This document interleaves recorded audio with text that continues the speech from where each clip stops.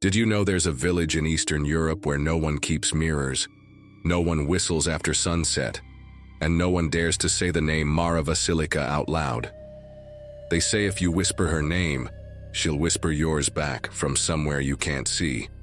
The locals call her the Whisper Witch, and for nearly 2 centuries, her invisible presence has been blamed for disappearances, madness, and nights that end in silence.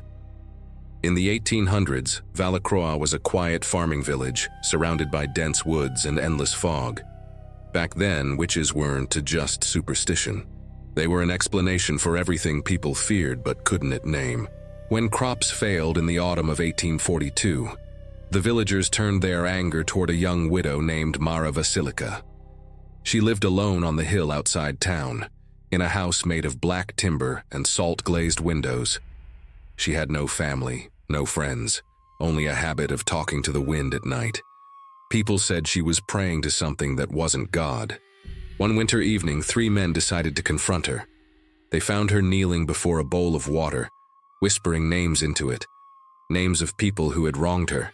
They dragged her to the church square and accused her of cursing the village.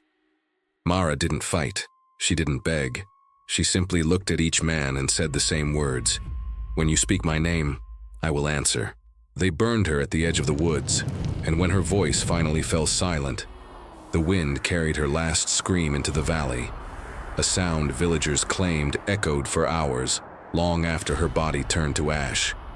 That was the night Valecroi changed forever. After Mara's death, things grew strange.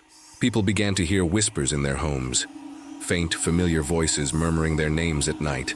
Sometimes the whispers came from behind walls, sometimes from empty corners.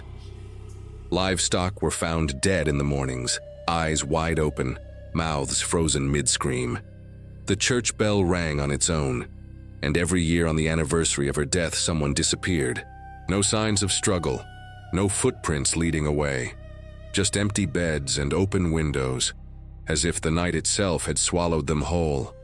Soon, the villagers tore down Mara's house.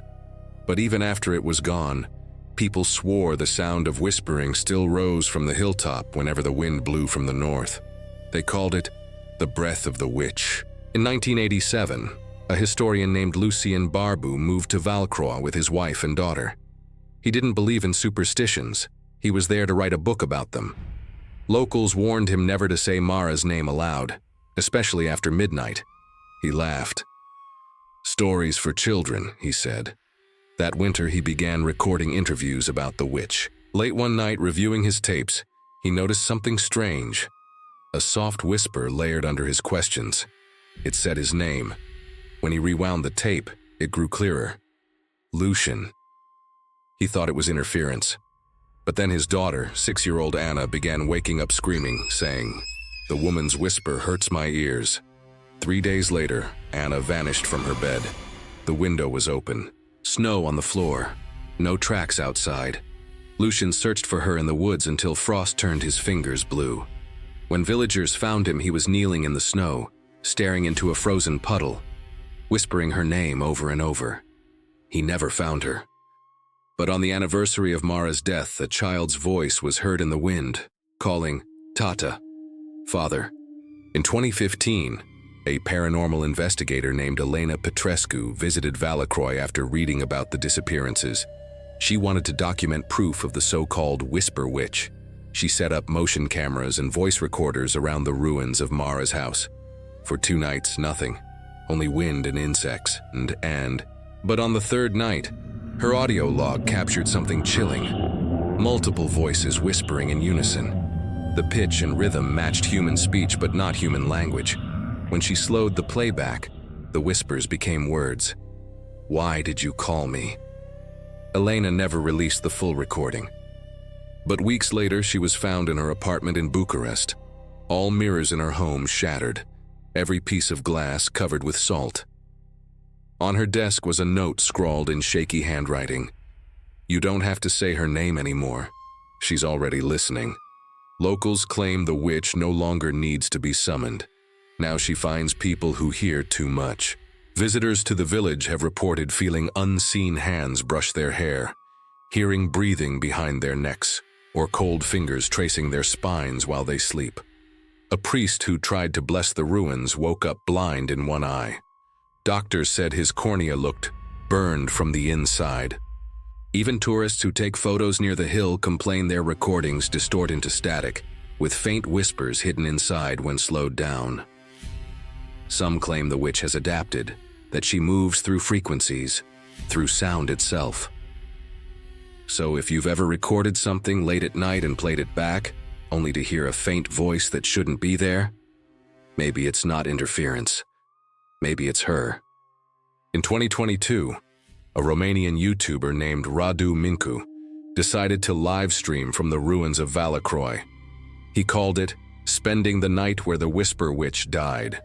He brought EMF meters, thermal cameras, and a wireless microphone clipped to his jacket.